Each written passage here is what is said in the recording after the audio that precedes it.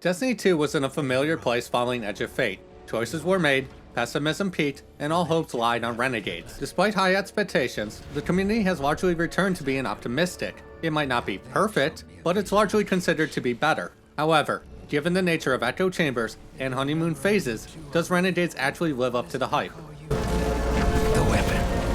You and me. We saved the system. Saved everybody. And 3 of the 9 left us with a prophecy. Bind the 9, or everything dies. Before getting into the actual content, I wanted to touch on the Star Wars side of things. Even as someone with limited Star Wars experience, it was easy to see how aspects of this expansion were inspired by it. Most references were contained in the first mission, with later missions being less overt. I don't think it's bad per se. At least, I'm not going to shun the expansion because a ghost sounds like R2, or a planet immediately evokes thoughts of an iconic place from universes beyond.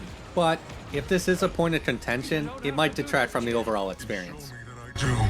I'll walk this path alone. As for the actual narrative, it suffers from similar problems as Edge of Fate. This is the start of a new saga, and the Year of Prophecy seems to be centered around introducing the situation. Where Edge of Fate introduces the central problem, Renegade details the people involved in the conflict. That isn't to say it does nothing, but more time is spent detailing Bale than dealing with the 9 conflict. Much like Edge of Fate, I don't want to be too critical of early narratives either. There needs to be build-up, and the payoff will ideally come later. Thankfully, Bale's side seems more potent than some of the later threats. We get an idea of how devastating their powers can be, along with teasing further problems in the future. If nothing else, I'm still intrigued by the current narrative. It just depends on whether the last chapter can deliver satisfactory payoff.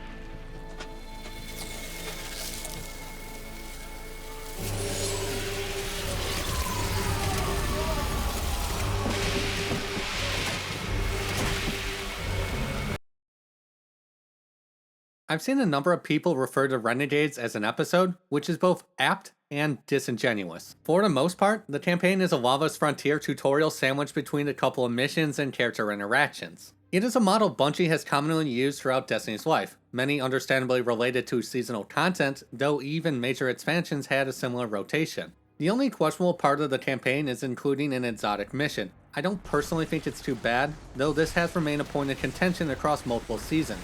In this case, the location is mostly transversals with fairly low-level mechanics. Most of the frustration is centered around the final fight, which can be rather challenging when approached incorrectly. But at least it isn't a darkness zone.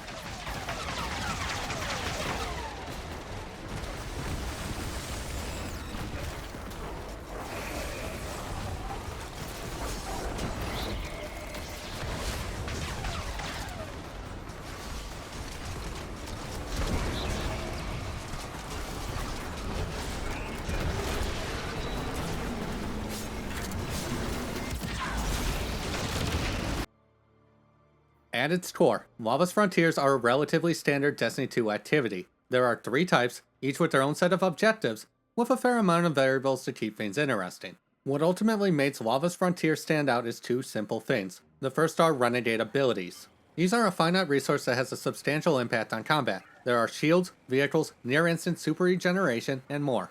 It is a gameplay loop similar to Dares of Eternity, where it's not a total joke, but it's clearly balanced around a more fun power fantasy. The other are invasions. As the name suggests, someone will invade another person's game and add new obstacles to overcome. These can be intense, though it's much closer to mayhem. A good invader can instantly get 6 points and leave, whereas a coordinated team of players can easily stomp any incoming threats. While a lot of this is great in theory, I think it falls short in practice. This is largely due to loot acquisition and apathy.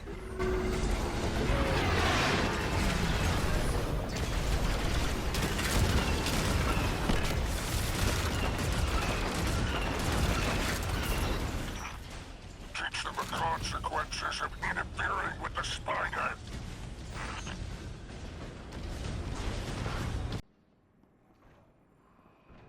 At this point, tiers are a failed system that makes no sense. and not for the reasons I see people constantly post. This all begins with the new Renegades system. Like Edge of Fate, players need to grind to gain access to the real grind. In this case, it's maxing a single faction. On one hand, this is honestly not too bad of a grind. I finished all 3 of them in about 40 missions, but on the other hand, the quick grind makes the action feel even more superfluous. Regardless of where one stands, I feel like Grandmaster is required for reasons not immediately obvious. Projections make it seem like the only difference is gear tier, and at that point, Expert is just as rewarding. However, there are other differences. As near as I can tell, each difficulty adds a single optional objective. These are quick missions that give various resources and a lootable chest. The other difference is contract progress. Every faction will give you a contract that asks for specific things. These are incredibly easy, offer faction rep, other rewards, and it's possible to complete all of them in a single mission. Difficulty dictates how much progress is gained on each contract. In my brief testing, I'd assume each tier offers a third, meaning a single Grandmaster mission will instantly complete it. All of this sounds minor, but simply running Master can potentially double the grind, and as I've already covered, this is the grind to simply increase loot tier. No one is going to settle for tier 3 when you'll get tier 4 with the chance of tier 5 doing the same exact thing. This problem is also somewhat foundational. Since Expert and Master project tier 4 loot, everything is balanced around that. Since Grandmaster gives tier 5 loot on successful completion, it's less exciting trading various resources for mostly tier 4 gear. Bungie also seemingly anticipated this problem and created 3 additional chases. These being the usual armor grind, lightsaber colors, and shiny weapons. How much the first 2 matter will vary, with shiny weapons feeding more into the apathy side of things. They are already a fairly rare drop, with the only difference being the origin trait, so it just kinda sucks spending your resources and getting a tier 4 version. I get into the relatively minor differences between tiers, but at the end of the day it just makes sense to wait for the upcoming gear level increase item. This is something projected to release sometime in the next major expansion, and would instantly solve this problem. Regardless, this is annoying because there are countless ways to solve this problem. Just increasing the cost or creating a Grandmaster exclusive resource would do it. Something that's even odder given said system can give tier 5 drops, but I digress.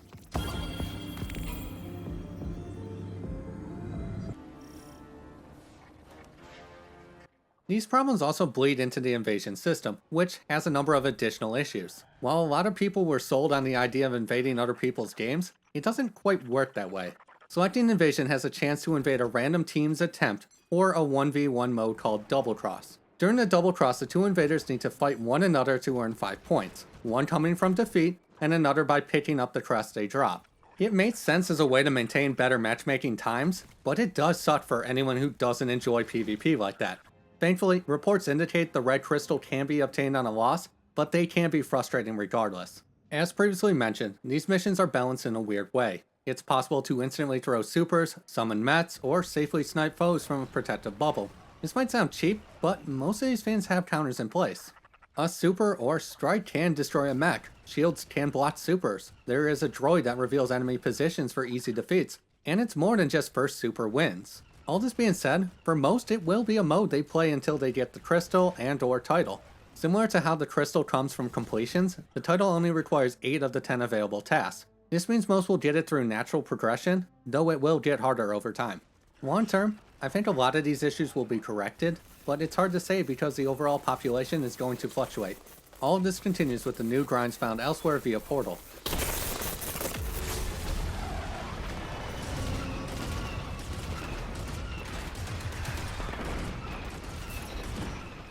Renegade down!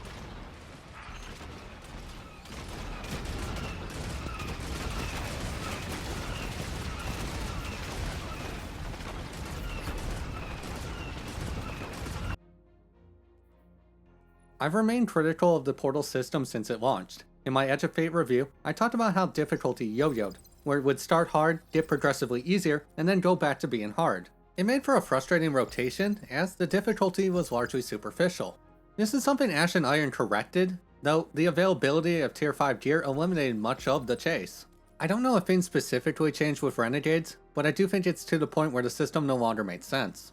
One common sentiment I've seen is people hating the push for higher difficulties. They constantly post that you need to do ultimate or whatever difficulty to get a worthwhile reward. However, this might not be true. While people post this in regard to catch trash, I can do Grandmaster and get tier 5 loot. I can even go down to Master and get tier 4. In a lot of ways, this seems to be exactly what people want, the ability to go lower and not necessarily lose out on tiers. Unfortunately, since so many activities share the same loot pool, there will always be an optimal way to play. In this case, I think things like Caldera beat out Catch Crash. I also noticed the same breakdown was present. Ultimate and Grandmaster gave tier 5, though Master was straight to tier 1. With various negative modifiers, it was possible to get a tier 5 projection. Since I try to be thorough with my reviews, I wanted to see if this widely held belief is actually true. So I made a brief clip doing all 3 in quick succession. On Ultimate, I lucked out and got 10 ability takedowns. This made the whole run super easy, and I was out in a little over 4 minutes. I'm sure we'll find more enemies in the area later, but for now, it's done. Sorry for the confusion. Must have short-circuited. No worries. Maybe you'll feel better next time. Luck was not on my side with Grandmaster, as I got 20 precision takedowns. I should note, these are not curated or thoughtfully made attempts. I make mistakes, miss shots, and perform rather poorly, but I feel like it better highlights the impromptu nature.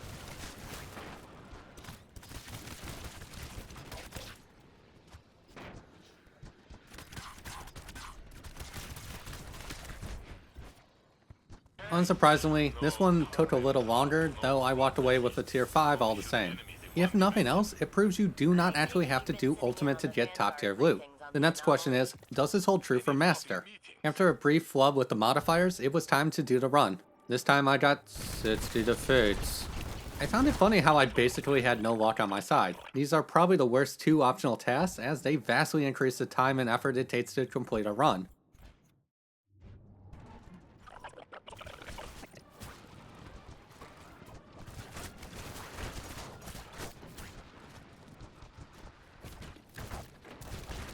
Still, this stuff is easy peasy, and the mission was completed all the same. I did ultimately walk away with yet another tier 5.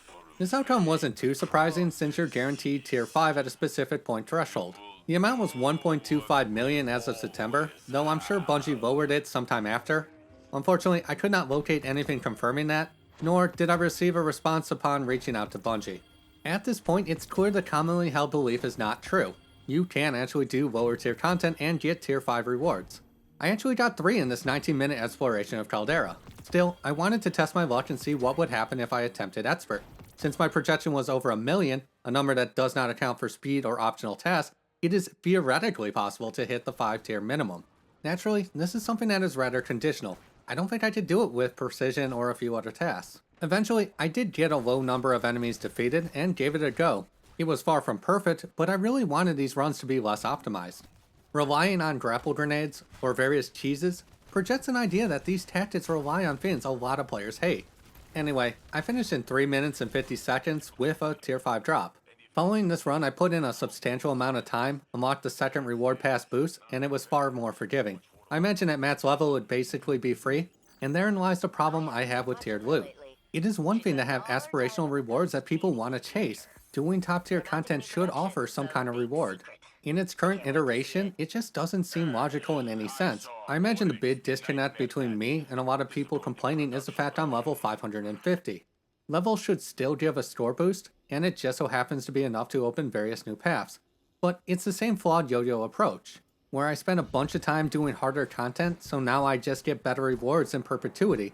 And I'm sure a lot of players will love this, the idea that once you invest enough time, difficulty no longer matters, but it negatively impacts everything. Why would I do Ultimate Catch Crash if I am far more likely to beat Grandmaster and get the same rewards? Why even do Catch Crash in the first place if I can solo Caldera on a much lower difficulty? And what even is the point of the tier system? Tier 4 and 5 are basically normal and adept in Lawless Frontier. In normal activities, it's basically a measurement of time invested. The only outliers are raids and likely the upcoming dungeon. And it just seems silly when a tier 5 drop is meaningless from anywhere besides rad content.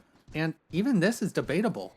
In a lot of ways, it feels like Bungie scrapped their vision, quietly went back to the old system, but left in some of the growing pains. Like, I think a lot of players would be fine with the current system if they didn't need more levels to earn top tier loot, or at least I assume that is the factor.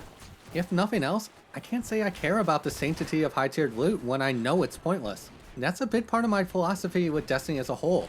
I think some of these things have a place. It's just hard to abdicate for that when it feels hollow. Something I think is causing a lot of players to wake up, even if they're not aware of these specific shortcomings. Don't think so. They would know if they had. Still, How did they learn about the upheaval on Nessus? It's nearly impossible to hide tectonic activity across an entire planet. Believe me, I tried. For better or worse, Renegades is just more Destiny. It's a brief campaign, a new activity, and a decent number of secrets to uncover.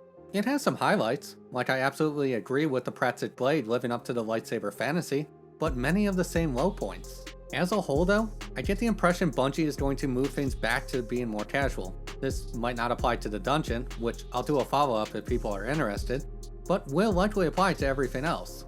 I'm just worried that a lot of these choices will continue to drag the experience down.